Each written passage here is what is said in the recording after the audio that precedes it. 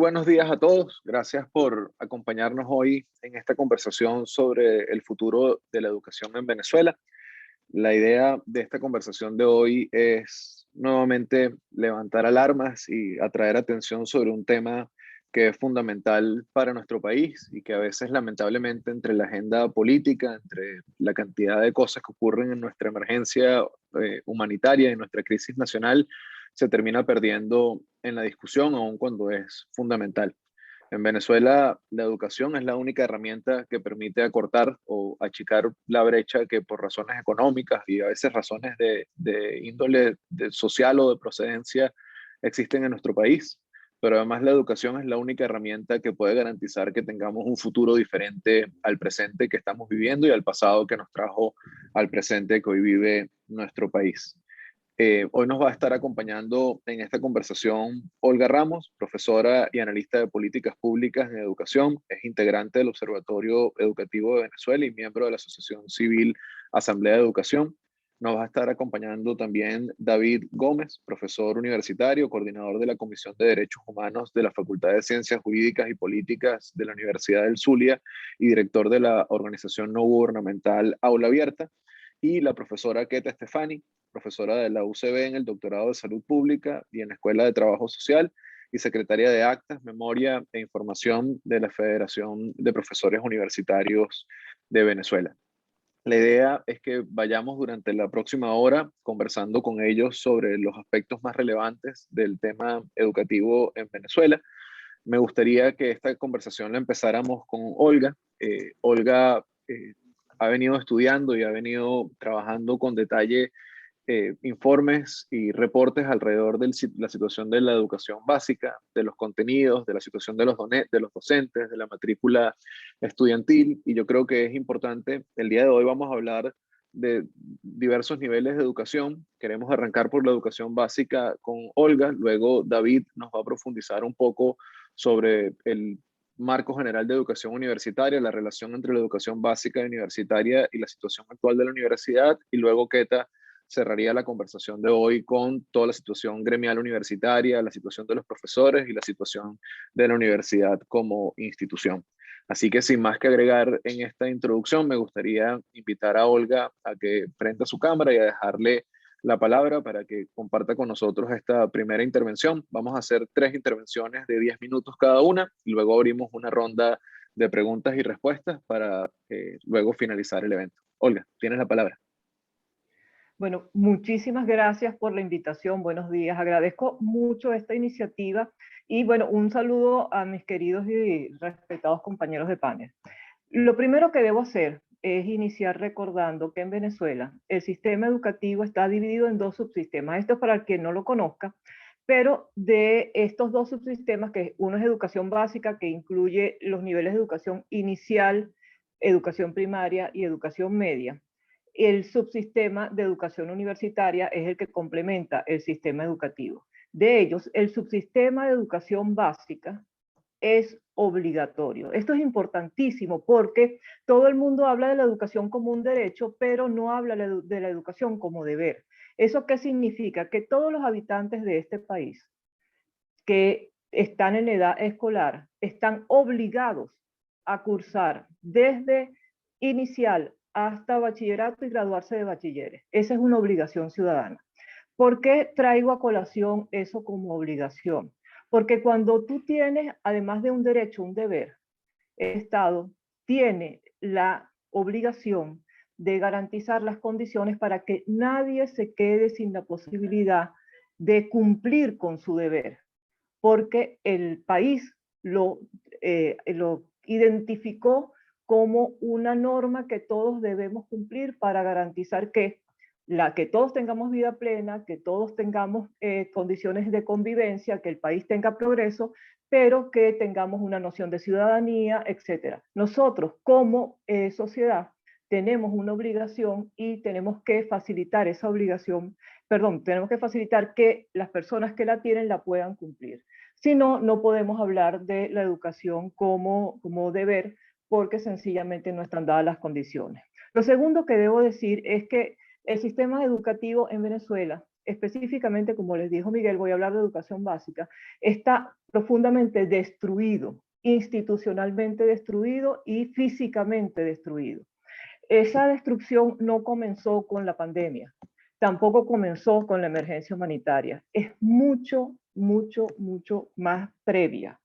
Específicamente, el sistema de educación básica presentaba problemas en la década de los 90 y había políticas específicas para abordarlos. Una de ellas, por ejemplo, estaba en proceso de cambio curricular, otra que se estaba instrumentando y que comenzó con una prueba piloto era la evaluación de los aprendizajes para poder saber si se estaba desarrollando efectivamente la formación en todos los niveles de educación básica. Sin embargo, desde ese momento en adelante se han producido una serie de decisiones, de políticas y de acciones que no solamente han echado para atrás lo que teníamos, sino que han trastocado la institucionalidad a unos niveles en los que se ha destruido la posibilidad que el sistema educativo funcione.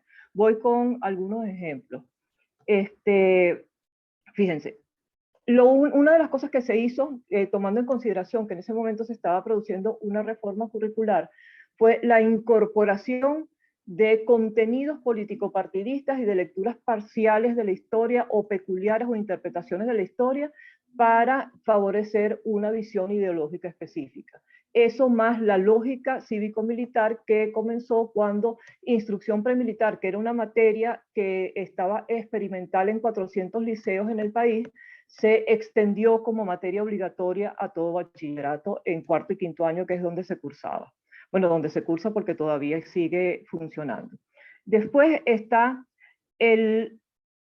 la restricción de los materiales y recursos pedagógicos que vino como consecuencia, y entonces ya no se podían utilizar una diversidad de libros de texto, por ejemplo, sino se comenzó a instrumentar la colección Bicentenario, que tiene unos contenidos, por cierto, de baja calidad, y con un sesgo ideológico específico. Lo mismo sucede cuando se instrumentaron las canaimas, las llamadas canaimitas, que son unas computadoras portátiles para quienes no lo conozcan.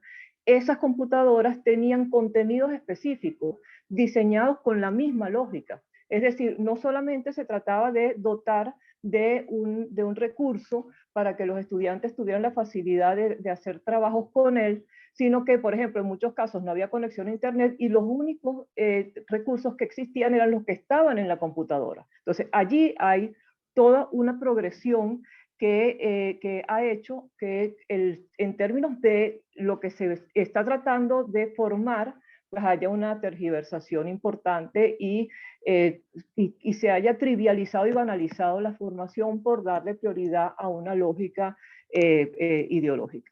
Después, por otra parte, y esta quizás es una de las cosas más graves que tenemos en el sistema, es que se acabó con la profesión docente. En la época previa había un reglamento que se promulgó en el 91, que es el reglamento del ejercicio de la profesión docente, que permitía que nuestros docentes fueran formados, tuvieran desarrollo profesional y que ejercieran cargos directivos y de supervisión, aquellos que tenían la mayor formación y llegaban ahí por concurso. Y a partir del 2000 comenzó a dejarse de aplicar el decreto 1011. Fue el primer intento de destruir ese recurso, ese instrumento, y progresivamente se dejaron de hacer concursos y se comenzó a incorporar a supervisores y a directores por afinidad político-partidista. Y después se dejó de incorporar a docentes a través de este mecanismo. De hecho, ya en el país hace muchísimo rato no hay concursos de ingreso y ascenso docente. Eso, por supuesto, acompañado a los cambios en la contratación colectiva que hicieron que el contrato colectivo de los docentes se unificara con el del resto de los trabajadores del sector, quitándole a los docentes la posibilidad de reclamar sus derechos que como profesionales tienen. Y entonces allí tanto la contratación como la lógica profesional se ha destruido totalmente, lo que ha hecho que muchos docentes se vayan del sector educativo hacia actividades, primero que les permitan tener ingresos, y hacia actividades donde efectivamente tengan el respeto que les corresponde. Después tenemos muchísimas otras cosas y yo tengo una larga lista y podríamos seguir aquí, pero por el tiempo creo que mejor corto la enumeración, pero antes de la emergencia humanitaria venía sucediendo todo esto. La emergencia humanitaria lo agravó, especialmente agravando las desigualdades, es decir, en las zonas donde hay menos escuelas se profundizó la falta de atención, y con la pandemia esto se hizo muchísimo más grave porque hay muchas zonas donde ni siquiera llega la señal de televisión, hay muchas zonas donde no hay internet, hay muchas zonas donde no hay docentes, y esas zonas han estado mucho menos atendidas que el resto. Y ahorita, por ejemplo, la falta de planificación del ministerio es de tal magnitud que a esta altura no se sabe qué día va a comenzar las clases en este año escolar. Se supone que todos los años comienzan las clases en inicial y primaria el 16 de septiembre, cuando cae día hábil, porque es el primer día hábil de la segunda semana de septiembre. Sin embargo, este año decidieron que comenzaba el 1 de octubre o el primer día de octubre, que caía 4, pero ya lo han cambiado 2 veces y entonces no se sabe si va a comenzar el 11, el 17, el 25, no, perdón, el 11, el 18, el 25. Las escuelas están totalmente desorientadas porque hay una falta de planificación y una falta de seriedad. Entonces, la desinstitucionalización ha hecho que todo sea muy grave, pero ¿qué es lo más grave? Que nuestros estudiantes no han aprendido, que hay muchos bachilleres graduados que por la llamada certificación automática, que si quieren después les comento específicamente a qué se refiere, tienen título de bachiller sin haber cursado materias específicas, y eso se ha venido generalizando en todo el sistema. ¿Qué es lo que requiere la educación básica en Venezuela hoy en día? Requiere evaluación. Requiere una evaluación profunda de todos los estudiantes, uno a uno, para ver qué saben y qué no saben, en qué los estafamos en el aprendizaje como Estado y cómo hacemos para recuperarlo. Requerimos que modificar el calendario escolar para que este año escolar sea mucho más extenso y podamos recuperar los aprendizajes perdidos. Necesitamos evaluar las escuelas y ver dónde no hay agua, dónde no hay luz, que es un montón de escuelas, dónde las paredes están cayendo, porque eso pasa así, donde no hay recursos, donde no hay conexión, y hacer un plan de mantenimiento profundo, que esa fue otra de las cosas que se perdió en el país. Y lo último que habría que hacer es evaluar a los funcionarios que están en el sistema y a los docentes. Me estoy refiriendo en este caso a hacer una evaluación profunda para saber qué saben los docentes y cómo ayudarlos a que sepan enseñar, porque hay muchos graduados de las misiones que no tienen la formación correspondiente, y a los supervisores y a los directivos también hay que evaluarlos profundamente para ver qué es lo que saben, quiénes tienen de verdad las credenciales para ejercer esos cargos, y en todos aquellos casos en los que no, pues hay que retomar el nombramiento y hay que formarlos para que puedan ejercer. Y ya me pasé por 10 segundos. Muchas gracias, profe. Además, quiero que sepas que 10 segundos ha sido de las más bajas infracciones de tiempo que hemos tenido en estos eventos. Muchas gracias, Olga. Ahora quisiera darle la palabra a David. David es director de la organización Aula Abierta, pero además es un buen conocedor del sistema en su versión integral. Me gustaría, David, si puedes profundizar un poco más sobre temas de educación básica y sobre todo sobre temas de la universidad y la situación actual en el sistema de educación superior. David, tienes la palabra. Muchas gracias, Miguel. Muchas gracias a toda la audiencia y las personas que se interesan por la realidad venezolana.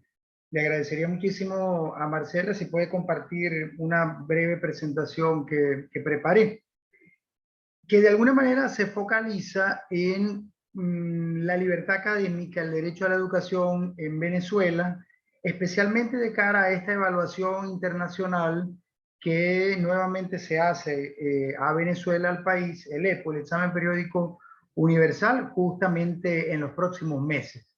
Y aprovecho la presencia de representantes de misiones, por ejemplo, de distintos estados que escuchan estas presentaciones.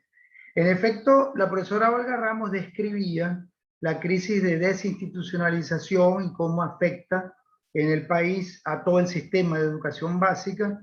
Hablaba, bueno, muy brevemente sobre la profunda crisis a nivel, por ejemplo, del recurso humano, los maestros, por ejemplo, el personal en materia de educación básica, y hablaba, entre otras cosas, de la problemática de infraestructura tan dura que enfrenta todo el sector educativo en general en el país y obviamente en el caso de su exposición a nivel de educación básica. Esa desinstitucionalización que hablaba Olga obviamente afecta en general a las instituciones universitarias y de allí que hablemos de que por lo menos desde la década del 2000 en Venezuela se ha desarrollado una política de Estado restrictiva contra la universidad, contra la libertad académica, la autonomía universitaria, los derechos en general de los y las universitarias. Y esa política de Estado se evidencia en distintas prácticas y patrones en distintos niveles, en lo normativo e institucional, a través del desarrollo de acciones para asfixiar presupuestariamente a las universidades públicas en el país, que dependen presupuestariamente justamente de la aprobación del Estado, a través de prácticas de criminalización de la protesta y discriminación contra los universitarios, a través de la usurpación de funciones y competencias propias de las universidades por parte de entes ligados a el gobierno nacional, a través del asedio inclusive del Poder Judicial y otros órganos del poder público que, por ejemplo, en el caso del Poder Judicial, hemos contabilizado más de 50 sentencias emanadas del Poder Judicial contra las competencias propias de las universidades. La siguiente lámina, por favor. En este sentido, desde Aula Abierta, al lado de distintos centros universitarios, asociaciones, la FAPUB, entre otras instituciones, hemos producido para el examen periódico universal varios informes, 4, según ven allí en pantalla, pero solo voy a hacer referencia por temas de tiempo al relativo a las violaciones a la libertad académica, a la autonomía universitaria y el derecho a la educación superior en Venezuela en relación al periodo que está siendo evaluado en este examen periódico universal, respecto al cual les queremos inclusive hacer llegar los ejemplares de estos informes. La siguiente lámina, por favor. Bien, básicamente en estos informes hemos podido resumir algunas prácticas y patrones. Por ejemplo, en relación a las represalias contra los académicos por informes y opiniones críticas, les voy a dar algunos ejemplos. De la publicación de la Academia de las Ciencias Matemáticas en Venezuela en el mes de mayo del año pasado, del 2020, justamente que provino de esta academia a propósito de la aplicación del método matemático y el análisis del posible repunte de casos de COVID en Venezuela. Realmente es una situación dramática porque lamentablemente es un reflejo de cómo al atacar el conocimiento científico se ataca la democracia misma y se ataca el desarrollo.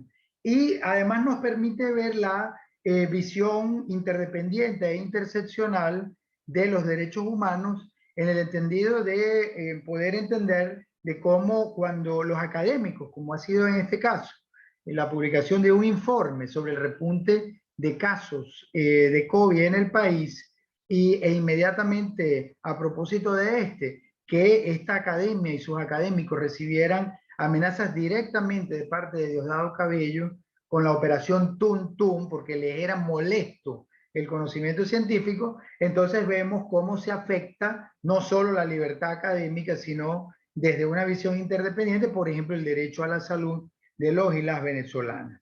En Aula Abierta aplicamos un instrumento a estudiantes universitarios, muchos de ellos líderes, y más del 62% manifestó sentirse inhibidos de publicar contenidos en redes sociales, en medios de comunicación, justamente por temor a recibir represalias. Esta práctica la hemos inclusive documentado en distintos informes. Estos son unos escasos ejemplos para graficar la situación de represalias contra los académicos por manifestar opiniones críticas basadas en el conocimiento científico o inclusive en el debate crítico en relación a los temas de su interés. La siguiente lámina, por favor.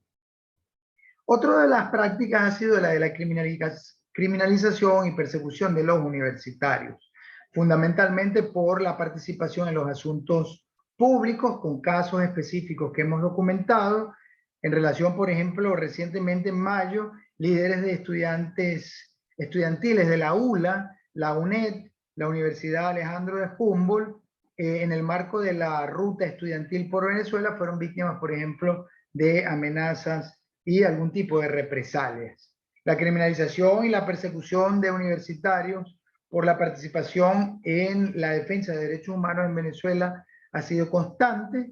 Lo hemos inclusive documentado en distintos informes que hemos producido en el 2017, 2018, 2019, 2020. Recientemente, por ejemplo, un profesor universitario, Javier Tarazona, que al mismo tiempo es el director de una organización de derechos humanos aliada a Fundaredes, justamente por el ejercicio a consecuencia del ejercicio de la crítica que hace en relación a los temas de su trabajo como defensor de derechos humanos, ha sido, por ejemplo, detenido arbitrariamente y ya han transcurrido varios meses desde esta detención. Por lo cual llamamos a la comunidad internacional justamente ante este tipo de represalia. Los rectores de las universidades públicas del país, por ejemplo, han sido inclusive objetos de represalia por cuestionar al gobierno, por ejemplo, de facto de Nicolás Maduro. La siguiente lámina, por favor.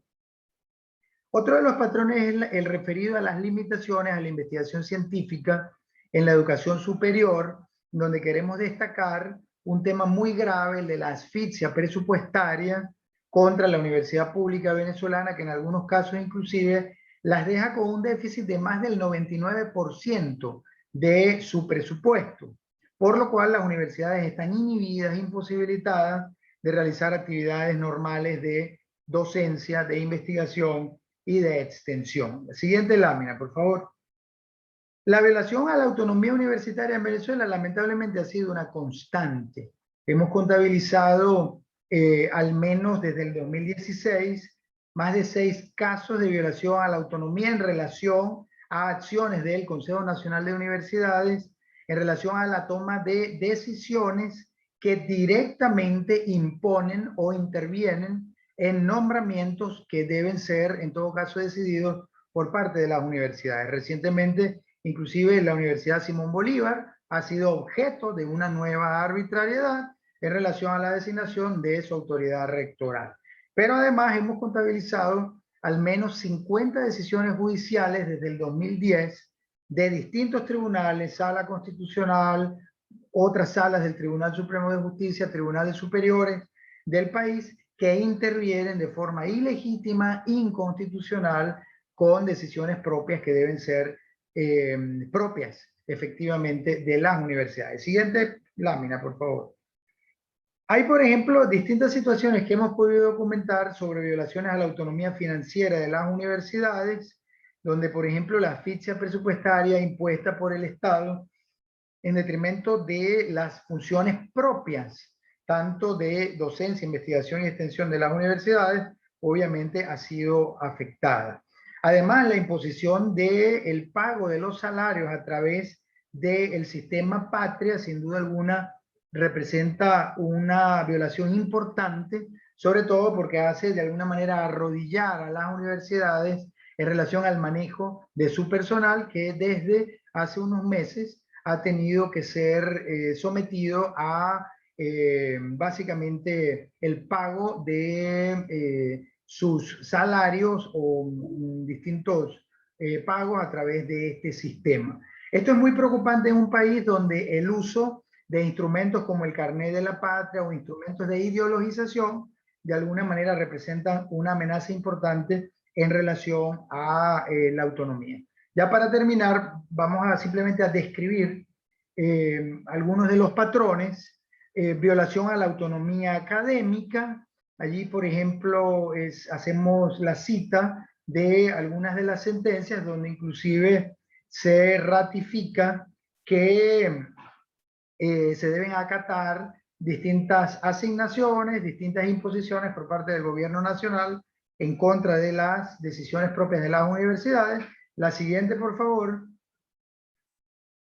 Ya con esto quiero terminar el tema, por ejemplo, de las violaciones al derecho a la educación y el daño estructural al sistema educativo, con unas cifras de deserción estudiantil que oscilan inclusive entre el 50 y el 70%, y deserción profesoral o éxodo profesoral, que inclusive en algunos casos también hemos contabilizado en mayor del 50%. Esto representa un drama porque el país pierde su capital fundamental, que es el talento humano. La siguiente, por favor. Ahí, en el marco de la pandemia, hemos contabilizado una serie de incidentes de seguridad contra las universidades. Las fotos son desgarrantes y con estas fotos quiero justamente terminar. Marcela, si las puedes pasar. Estos son fotos de distintas instalaciones, por ejemplo, de la Universidad de Oriente, el Instituto de Estudios Oceanográficos. Esta es la quema justamente de la Biblioteca Central de la Universidad de Oriente, y fíjense que la destrucción física de la biblioteca significa la destrucción del conocimiento científico, la destrucción de la producción científica. Este es el techo de uno de los campus centrales de la Universidad Central de Venezuela, patrimonio de la humanidad, que justamente por falta de mantenimiento en el marco de esta crisis presupuestaria, inclusive colapsó, entre otras situaciones que, bueno, más adelante podemos hablar en las preguntas y respuestas. Yo creo que ya con esto, quiero cerrar ratificando que cuando se ataca las universidades como centros de producción del conocimiento, cuando se ataca la libertad académica, se mata la democracia, se mata el desarrollo, y esto justamente es una de las características de los gobiernos autoritarios que no permiten la producción del conocimiento científico crítico ni el debate crítico. Muchas gracias. Muchas gracias, David, y gracias por esta explicación tan detallada. Ahora le quiero dar la palabra a la profesora Keta Stefani. La profesora Keta no solamente da clases en el doctorado de Salud Pública y en la Escuela de Trabajo Social, sino además tiene una trayectoria muy respetable en la lucha gremial universitaria. En lo personal, la conozco desde que fui dirigente estudiantil y siempre ha estado ahí militante, disciplinada, no solamente frente a la autoridad nacional, también frente a la autoridad universitaria y a veces incluso ante las autoridades estudiantiles y profesorales. Así que me gustaría, profesora, un poco, si usted podría profundizar sobre la situación de la universidad hoy en día y si le podría compartir con la audiencia un énfasis especial en el tema gremial, laboral. ¿Cómo es para un docente universitario hoy cumplir con su labor docente? ¿Bajo qué condiciones las hace y en qué condiciones está la universidad? Tienen la palabra, profe. Sí, gracias, Miguel. Bueno, buenos días. Gracias por este evento y por su asistencia y participación. Fíjense, la pandemia llega a nuestras vidas en un momento de emergencia humanitaria compleja en Venezuela, que agudizó y catalizó el proceso de deterioro de la educación que ya se ha venido analizando hoy. Y que la educación ya había sido declarada en emergencia en 2018 por aquella Asamblea Nacional. Esta situación sacó del sistema de educación universitaria como medida pequeña al 75% de los estudiantes. De esos estudiantes que no pudieron acceder a la educación en línea en este último año, no sabemos cuántos van a volver. Estoy hablando de educación pública, educación universitaria en el sector público. No sabemos cuántos van a volver y tampoco sabemos cuántos profesores van a volver. El éxodo forzoso de talento está dejando a nuestras universidades sin relevo. Y este es el peor de los males. De todo lo que se ha dicho aquí hoy, este es el peor de los males en las universidades. ¿Por qué la pandemia agudiza la crisis? Bueno, esto obedece a que en la crisis social que vivimos, con una pobreza de ingresos de más del 90%, una elevada proporción de estudiantes y de profesores no tiene conexión a internet. Además, en muchos estados se producen largos cortes de servicio eléctrico todos los días, eso impide la actividad docente remota. O sea, hay algunos estados donde ha habido más actividad que en otros. Y no se puede dictar ni recibir clases a distancia sin internet, sin electricidad y sin dotación de equipos de computación. El problema es material. Por otra parte, las nóminas le fueron arrebatadas a las universidades por el gobierno a través del llamado Sistema Patria. Los salarios han sido llevados a su mínima expresión. Y los beneficios estudiantiles que garantizaban el acceso a la educación a los jóvenes de menores recursos desaparecieron. Entonces yo digo que además de todos los problemas institucionales que nosotros podamos analizar, hay que prestarle especial atención al problema humano, porque el talento es el motor fundamental de cualquier universidad, ya que el asunto de la universidad es la producción de conocimiento y la transmisión de conocimiento, eso lo puede hacer el talento humano. Durante el último año, los problemas de salud de los universitarios se agudizaron, no solo por los enfermos de COVID, sino por enfermedades crónicas, mal atendidas o nada atendidas, por hambre, por malnutrición. Por ejemplo, en mi gremio, que es una federación nacional de 45.000 profesores universitarios, todos los días damos el pésame varias veces por algún universitario fallecido. Y todos los días difundimos pedidos de solidaridad por universitarios que no pueden afrontar los gastos de salud y cuya vida pende de un hilo, del hilo de la solidaridad que le podamos dar. Si no, también lo perdemos. Y hoy el peligro de contagio por COVID-19 en Venezuela es mayor que cuando empezó la cuarentena. Y la mayoría no ha sido vacunada. La mayoría no ha sido vacunada. En síntesis, tanto con las cifras del gobierno como las de la academia, la mayoría no ha sido vacunada. En síntesis, muchos universitarios han tenido y tienen que sobrellevar la cuarentena sin producción, sin ingresos, sin alimentos, sin gasolina, sin agua y sin acceso a los servicios de salud. En relación con la actividad académica, obviamente las asignaturas que solo son posibles en la modalidad presencial no se pudieron dictar. Me refiero a prácticas de laboratorio, clínicas para la formación de los estudiantes, asignaturas con componente práctico y profesional, talleres, algunos servicios comunitarios, trabajos de grado experimental y de campo, entre otras actividades. En los casos en que sí es posible la educación a distancia, que son muchos, y que se puede garantizar en la educación a distancia la calidad, se puede preservar, pasar de los regímenes presenciales a la modalidad virtual supuso un trabajo adicional para los docentes, que solo fue posible para profesores que donaron su tiempo y sus recursos para garantizar las clases. O sea, el Estado venezolano se retiró. El Estado venezolano sirve para reprimirnos, pero no resuelve los problemas, no los resuelve. En el caso de la educación, se retiró. El acceso a los cursos bajo la modalidad virtual solo fue posible para alrededor de un 25% de los muchachos, del total de los estudiantes inscritos en esos cursos. En síntesis, muchas asignaturas no pudieron abrirse, porque se abrieron las asignaturas no solo que se podían presentar en modalidad virtual, sino que además las asignaturas donde el profesor tenía un equipo, y tenía internet y los muchachos podían, entonces muchas asignaturas no se pudieron abrir. En otros casos, la mayoría de las que se abrieron, la mayoría de los estudiantes pues no pudieron cursarlas.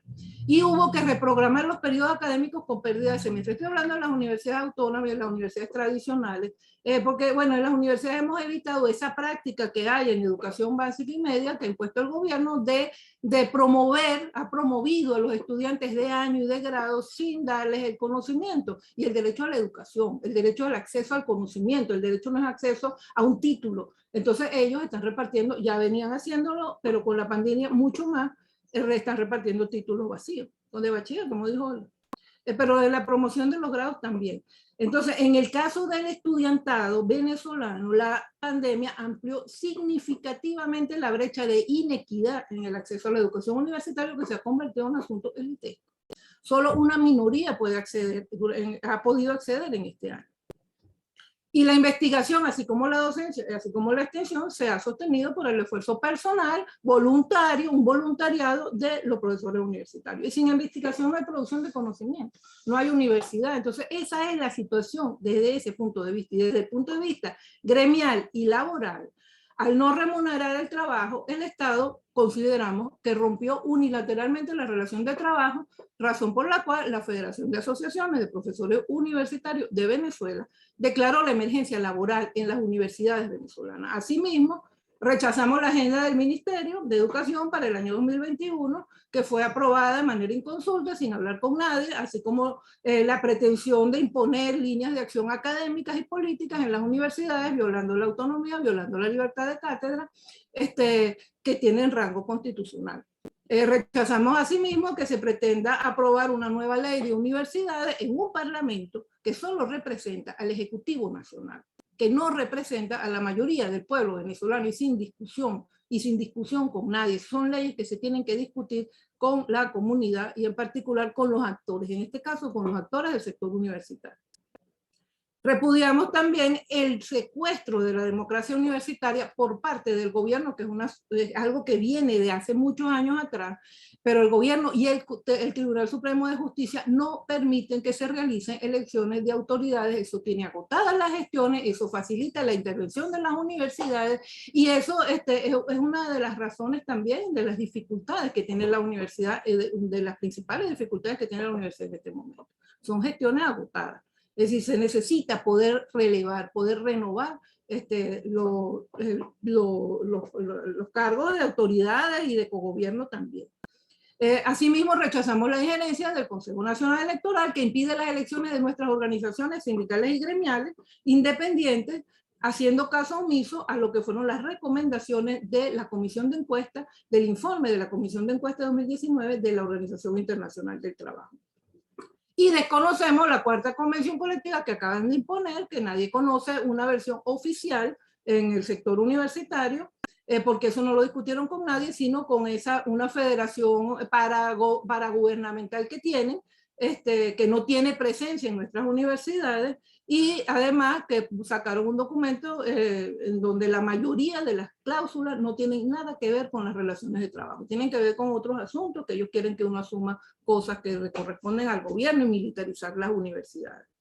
Entonces denunciamos que el gobierno solamente se reúne con esa federación de carácter paragubernamental para imponer las tablas salariales. En la discusión de esa convención, la supuesta discusión, no hubo discusión salarial. No es posible una discusión de convención que no haya discusión salarial. No hay, porque desde 2018, con la anterior reconversión, se impuso, se violaron todos los convenios colectivos del sector público en Venezuela, y se impuso que las tablas empiezan en el salario mínimo lo impone el gobierno sin aplicar el artículo 26, sin aplicar la convención 26 de la OIT, y sin aplicar el artículo 21 de la Constitución, lo impone, y a partir de ahí se construyen las tablas como unas escalas, unas distancias entre, digamos, cargo y otro, que también impuso el gobierno y que violaron todas las convenciones. Entonces, lo que ponen en la convención es eso mismo, es decir, ahí no hubo ninguna discusión salarial. El salario más alto es de $11, el del profesor titular, que es el máximo escalafón, y el salario más bajo de obrero 1 es alrededor de $2.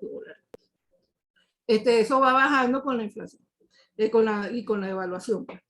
No existen procedimientos de consulta tripartita, no hay órganos de diálogo social para la fijación de salario mínimo y para la aplicación de las normas internacionales de trabajo. Entonces ratificamos que el derecho al estudio es una responsabilidad del Estado venezolano, que tiene que garantizar las condiciones materiales indispensables a las instituciones, a los estudiantes, a los profesores y a los demás trabajadores para garantizar una educación de calidad. En conclusión, y considerando las intervenciones que me antecedieron, el gobierno incumple sus obligaciones de garantizar la educación pública, ya que los programas de educación básica y los programas de educación de esos dos subsistemas, educación básica y educación superior, no se están cumpliendo en Venezuela, no se han cumplido durante este año de pandemia, año y medio de pandemia, porque el gobierno cortó el financiamiento a la educación. Entonces, ¿cuál es el futuro? Que es el título que nos reúne hoy. ¿Cuál es el futuro de la educación universitaria y de la educación en general en Venezuela? Ese es un tema de políticas públicas, porque es una obligación del Estado, como bien señaló Olga, pero depende de parte de nosotros también, que el Estado cumpla esa obligación. En este momento en México están negociando gobierno y oposición, y hasta ahora no han mencionado, yo no me he enterado, yo no lo he escuchado y no lo he leído, no han mencionado la palabra educación por ningún lado, pero sí acordaron y constituyeron una mesa de atención social. Entonces, lo primero que tenemos que hacer es meter el tema de la educación en esa mesa de atención social. Una cosa buena que tiene este proceso de negociación en comparación con los anteriores es que son posibles los acuerdos tempranos. Entonces, es necesario que sistematicemos en el sector las demandas y las llevemos a esa mesa. Un acuerdo, por ejemplo, puede ser el cumplimiento de las recomendaciones de la Comisión de Encuesta de la OIT, que ya mencioné. Eso permitiría renovar los liderazgos gremiales y sindicales, permitiría el diálogo tripartito, para definir el salario, el respeto a la libertad sindical y el respeto al derecho a la negociación colectiva. Otro acuerdo puede ser que se permita la realización de las elecciones de autoridades y se respete la autonomía universitaria. Otro acuerdo puede ser que se amarre un porcentaje así como la ley de amarre que hicieron los chilenos, que se amarre un porcentaje del Producto Interno Bruto como presupuesto para la educación, y que las partes se comprometan a respetarlo en el presente y en el futuro. Otro acuerdo puede ser incluir la educación con carácter prioritario en un plan de respuesta humanitaria a la emergencia social actual en la cual participen pues, la comunidad internacional y así por el estilo.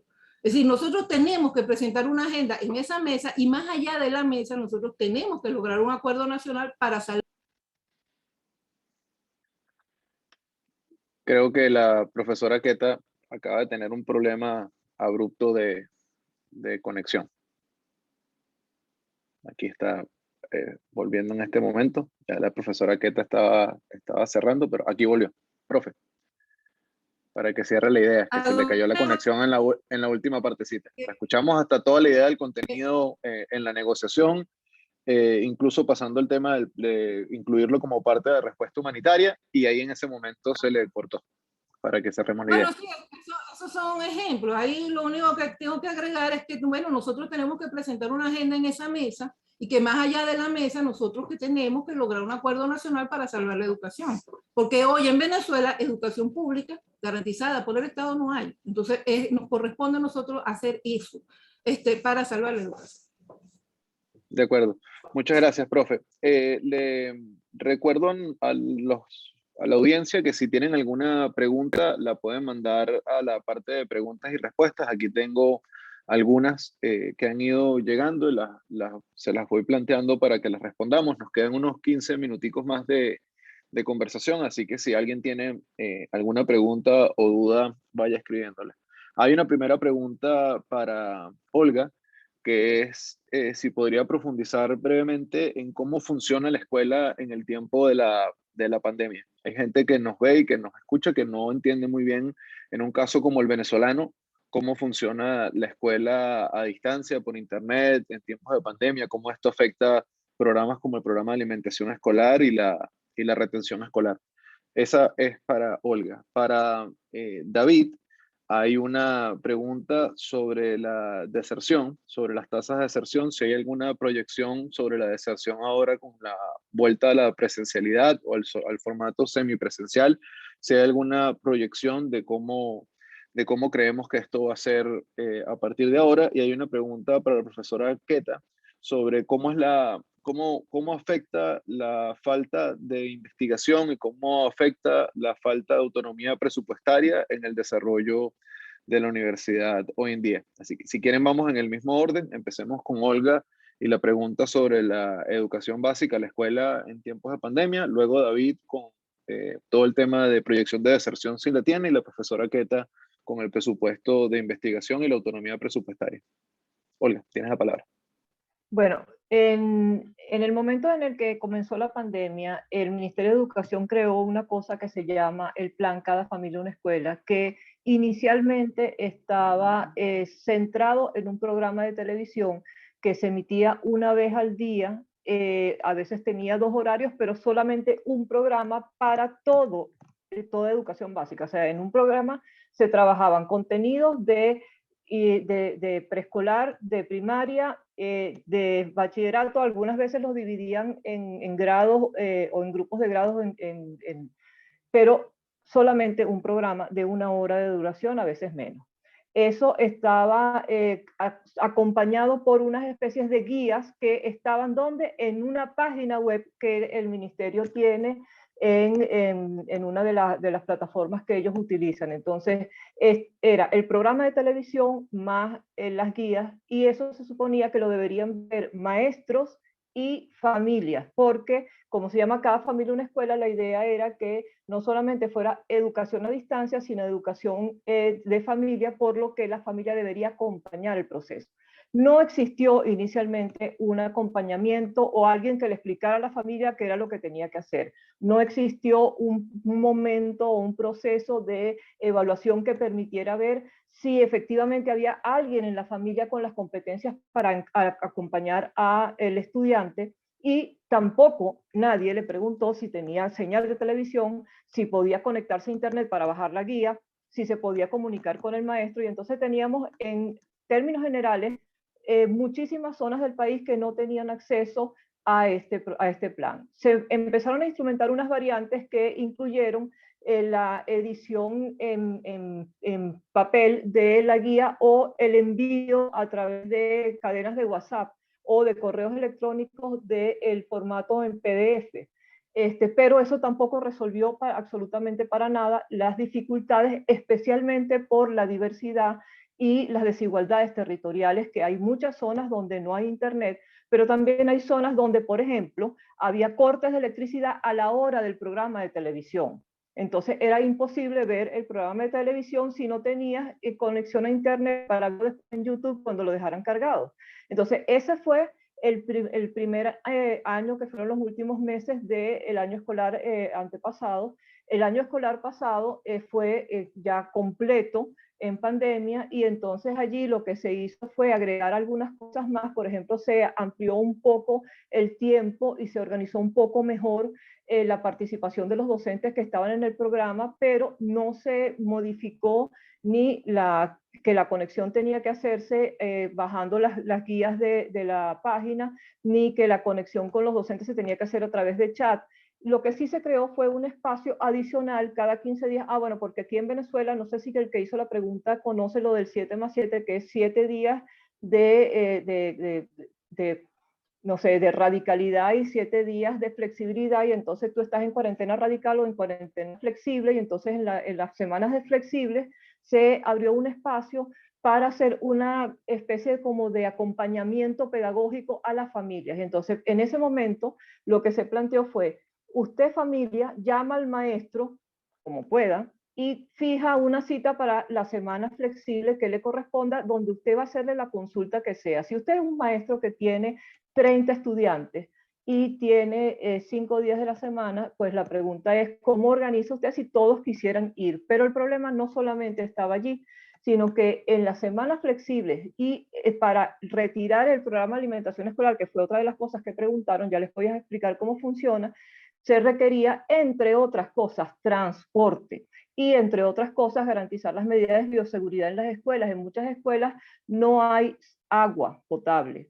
En muchas escuelas los baños están dañados. En muchas escuelas han sido sujetas de la delincuencia y se han robado inclusive los lavamanos y las posetas de los baños. Estoy hablando de, en muchas escuelas del país, la situación de la infraestructura y de la dotación se agravó por los robos, porque no había seguridad. Entonces, en el año escolar tenías una semana de radical, que te quedabas en tu casa tratando de ver los programas, de ver cómo te comunicabas con el maestro, y el maestro tratando de ver cómo se comunicaba con 30 estudiantes de alguna manera, y una semana flexible donde, si tenías suerte, podías ir a la escuela a verte con el maestro y con tu familia para que resolvieras algunas dudas. Eso obviamente es absolutamente irregular y no tiene garantía de éxito. Con respecto al programa de alimentación escolar, y esto es rápidamente, en algunas escuelas donde siguió llegando, que fueron muy pocas, se organizaba la preparación, en algunos casos con leña porque no había gas,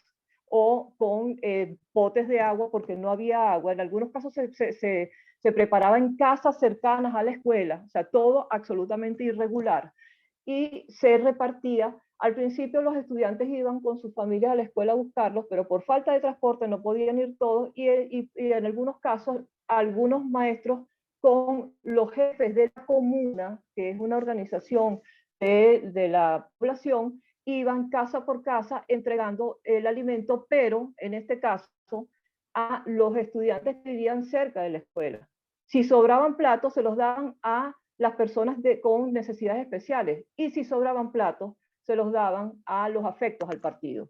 Y entonces eso se vio como irregularidad en muchos sitios. A veces el orden no era necesariamente ese en términos de la distribución. Pero lo más grave de eso es que el nivel de calidad nutricional de las comidas descendió notablemente, no tenían proteínas animales en muchos casos, y la irregularidad en la distribución de los alimentos fue tal que en algunos casos pasaron muchísimos meses sin tener acceso al PAE. Muchas gracias, Olga.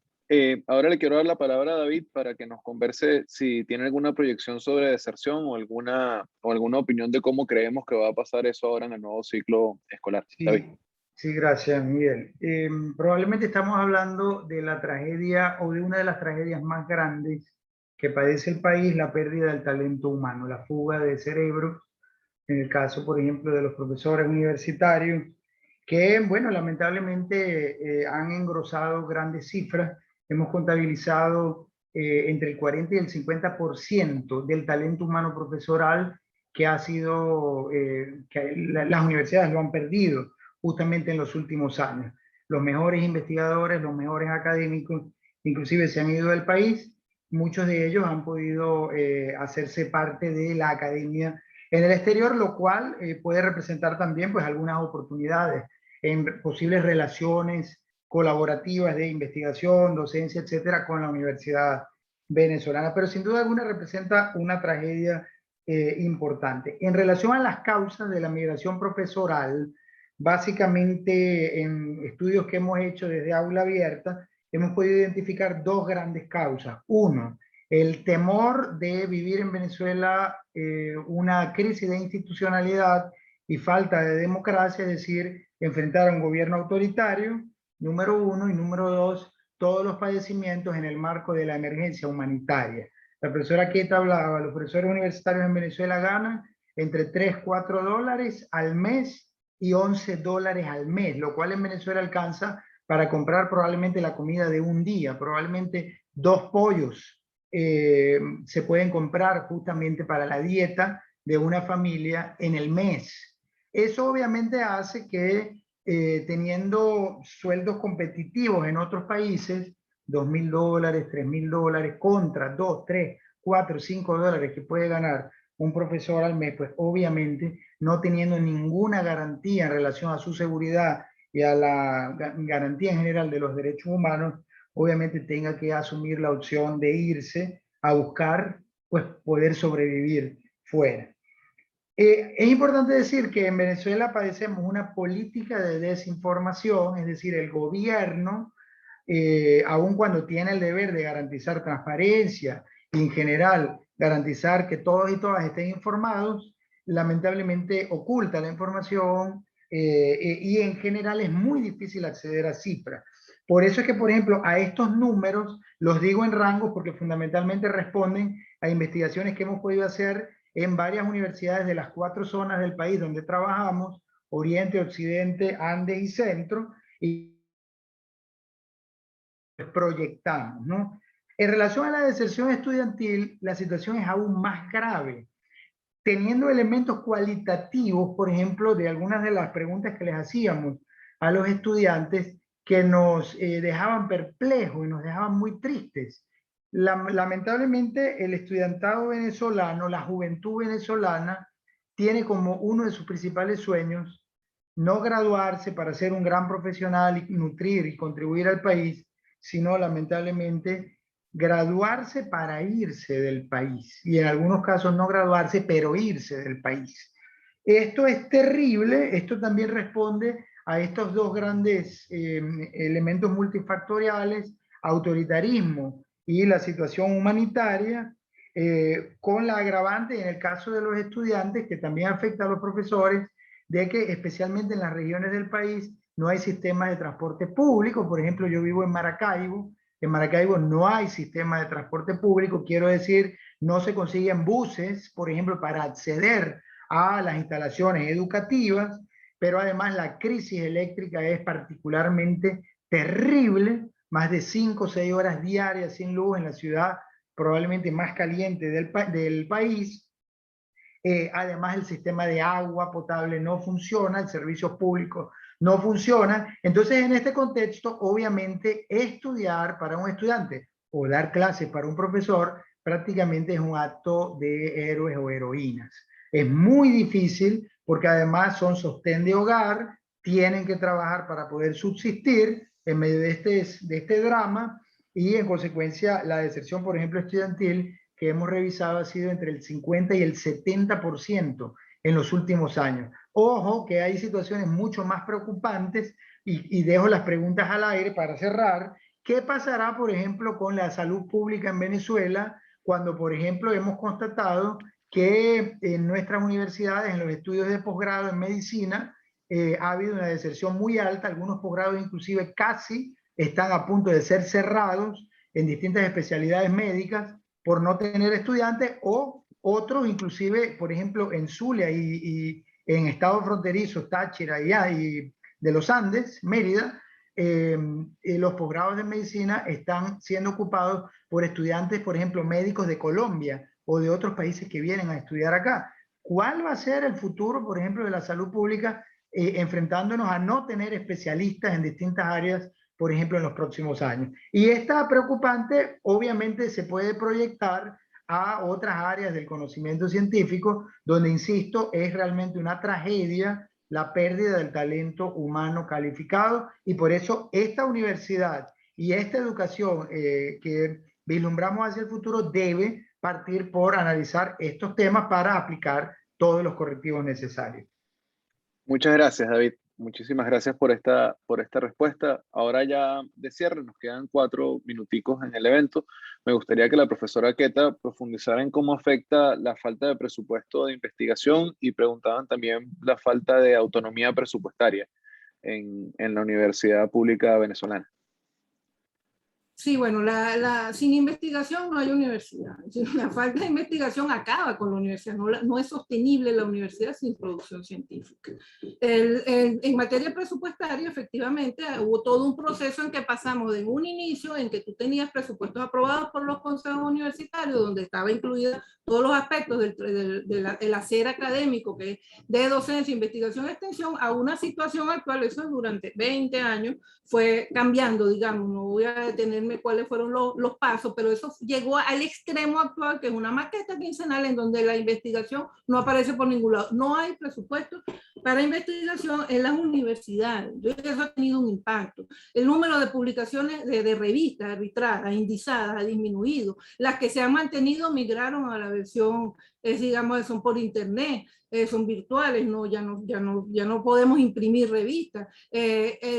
Además, ya no salen con la misma frecuencia, la frecuencia es menor. Si tenías 3 al año, salen 1 o 2. Las publicaciones de nuestros investigadores afuera también han disminuido.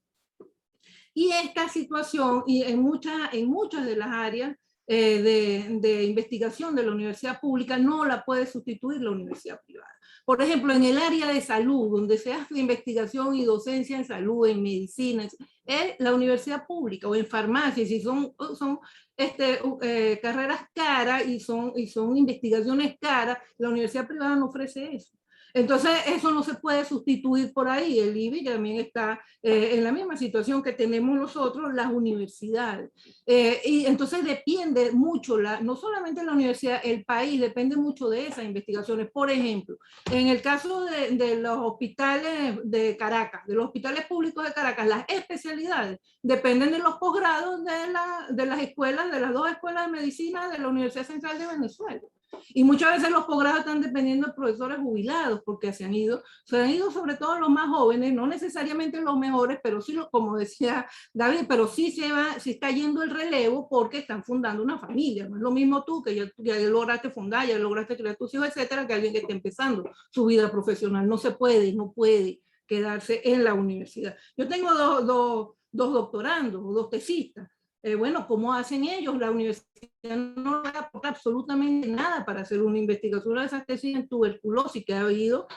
Nosotros no solamente tenemos COVID, nosotros aquí tenemos un problema serio con la tuberculosis en Caracas. Bueno, no hay los medios para que esas investigaciones se puedan dar, lo que hace que se hagan más lentamente o que muchas veces fracasen. Entonces, en la universidad y por supuesto el presupuesto fue secuestrado, y al ser secuestrado no hay presupuesto para la investigación. Eso responde cómo afecta la falta de autonomía del presupuesto a la investigación. Los consejos universitarios son obligados a aprobar cualquier cosa que define el gobierno, y después tampoco se los da, y si se los da a final de año y no durante el año, cuando ya valen la 10ª parte de lo que valían cuando lo aprobaron. Es decir, el gobierno no entiende la importancia de la investigación. Ellos también, lo que eran los procesos a través de la ley de ciencia y tecnología, que permitía que el sector privado invirtiera en proyectos de investigación de las universidades, también secuestraron eso y se lo centralizaron en el ministerio y lo usaron para comprar captahuellas y cosas de esas. No se usan para la investigación.